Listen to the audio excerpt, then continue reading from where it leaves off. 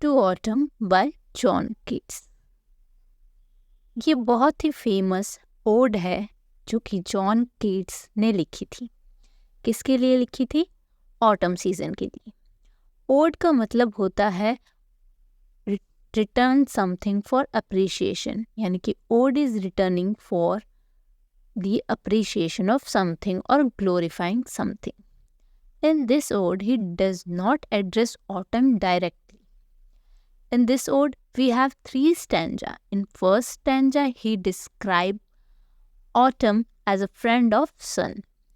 And in second stanza, he describes autumn as a lady. And in third stanza, he describes about autumn and what is the music of autumn, what is the atmosphere of the autumn.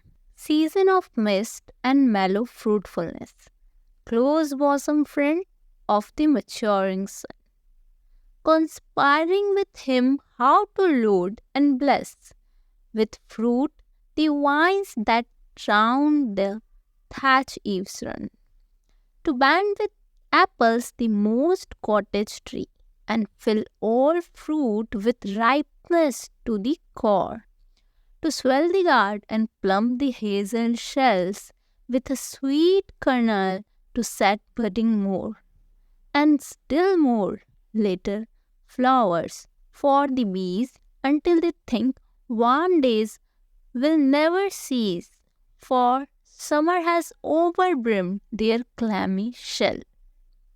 So the very first stanza says, season of mist and mellow fruitfulness. ये season होता है mist यानी नमी का, और मेलो fruitfulness का, और मेच्योरिटी का. ऑटम का सीजन अक्टूबर समथिंग का होता है, यानी जो गर्मियों के बाद का जो मौसम होता है ना, थोड़ा ठंडा बहुत, वो अगस्त सितंबर, वो वाला सीज़न होता है ऑटम का. इसके अंदर क्या होता है, जो हमारी फसलें होती है वो पक चुकी होती हैं, हार्वेस्ट करने का टाइम होता है ऑटम. तो वो कह रहे हैं season of mist and mellow fruitfulness, season नमी का और मेच्योरिटी का. Close bosom friend of the maturing sun. Bosom मतलब होता है हृदय, छाती, मतलब बहुत ही पक्का दोस्त. किसका? मेच्योरिंग सन का, वो चमकते हुए धूप का बहुत ही अच्छा दोस्त. Conspiring with him how to load and bless. कान में कुछ बात कह रहा है कि किस तरीके से लोड और ब्लेस करे. किस चीज़ को लोड और ब्लेस करना है? फ्रूट्स को रस से कैसे भरे. Round the thatch eaves run. उनकी बेलों को किस तरीके से पूरा भर दिया जाए फ्रूट्स की. किस तरीके से to bend with apple the mossed cottage tree. दोनों बात कर रहे हैं सन और जो ये सीज़न है कि किस तरीके से हम एप्पल को इतना ज़्यादा रस से भर दे, इतना भर दे कि जो कॉटेज ट्री है वो बेंड हो जाए. And fill all fruit with ripeness to the core. और सभी फ्रूटों को कोर यानी टिप तक भर दो. किससे? रस से. To swell the gourd and plump the hazel shell. जो गार्ड होता है यानी कद्दू या ककड़ी, ये सभी एक ही कैटेगरी के फल जो भी सब्जी होते हैं उनको पूरा भर दो, प्लम्प कर दो. हेजल शेल यानी जो नट्स वगैरह होते हैं उनको भी अच्छे से पूरा भर दो. With a sweet kernel to budding more. उसके पूरे बीज तक, अंदर तक उसको पूरा भर देना चाहिए. And still more later flowers for the bees until they think warm days will never cease. और इतना ज़्यादा हर एक चीज़ को भर दो और फ्लावर्स वगैरह सबको इतना ज़्यादा मैच्योर कर दो ताकि बीज को ऐसा लगे ही नहीं कि गर्मियाँ ख़त्म हो चुकी है, अभी भी गर्मियाँ चल ही रही है. बढ़ते हैं नेक्स्ट स्टैंजा की तरफ. Who hath not seen thy oft amid the store? Sometime whoever sick abroad may find thy sitting careless on a greenery floor, thy hair soft lifted by the winnowing winds, or half-rigged furrow sound asleep, drowsed with the fume of poppies while thy hook spears the neck swath and all its twin flowers.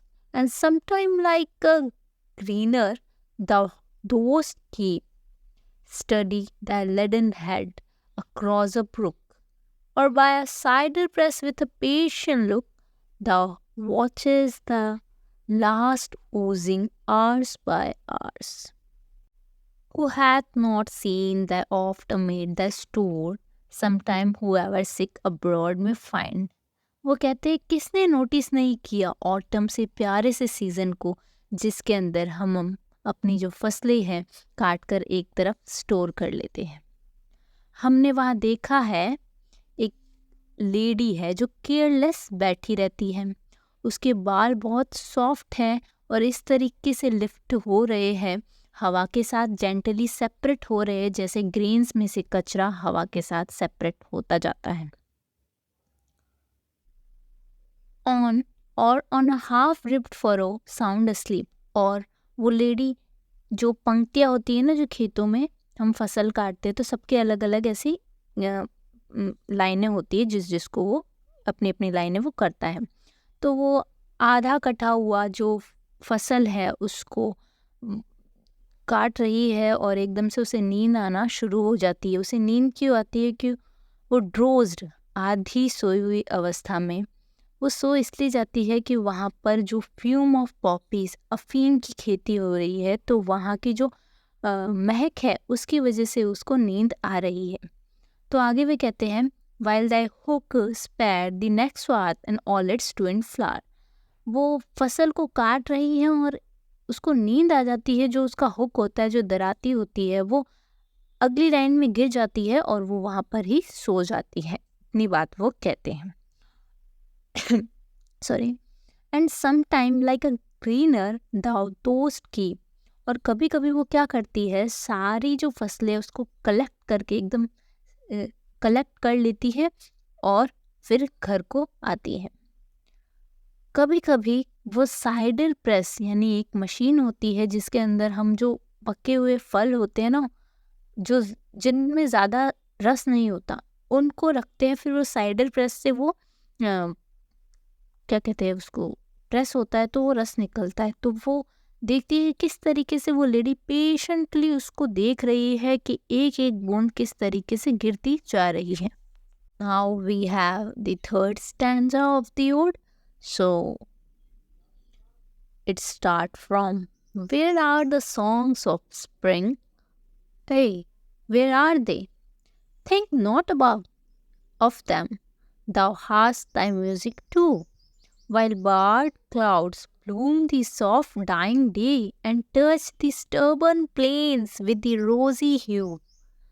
Then in a wailful chord the small gnats mourn among the river's soul, borne aloft or sinking as the light wind leaves or die. And full-grown lambs loud bleat from hilly bourne, hedge crickets sing, and now with the treble soft, the red priest whistle from a garden croft, and gathering swallow twitter in the sky. Keats कहते हैं where are the songs of spring, spring के songs कौन से हैं, कहाँ हैं? Where are they? Think not of them, उसके बारे में मत सोचो। Thou hast thy music too, हमारा जो ये सीजन है ऑटम का, इसका भी अपना एक म्यूजिक है। While barred clouds bloom the soft dying day, जब आसमान के अंदर, बार्ड का मतलब होता है, आपने कभी देखा होगा कि जो बादल एकदम लाइन में होते हैं, छोटे छोटे बादल बिल्कुल एकदम जैसे लाइन से दिखते हैं ना, वो। And the soft dying day, और जो दिन है वो ढल रहा है, सॉफ्ट सा लगता है, क्लाउडी सा day. And touch the stubble plains with a rosy hue, और उसकी जो हल्की सी रोशनी होती है ना, क्योंकि सूरज के पीछे बादल के पीछे सूरज छुप चुका है, तो जो हल्की सी उसकी किरणें स्टर्बल ऊबड़ खाबड़ प्लेन सड़कों पर जगह पर गिरती है और वो पिंकिश सा एटमॉस्फेयर होता है, उसके बारे में बात कर रहे हैं किड्स।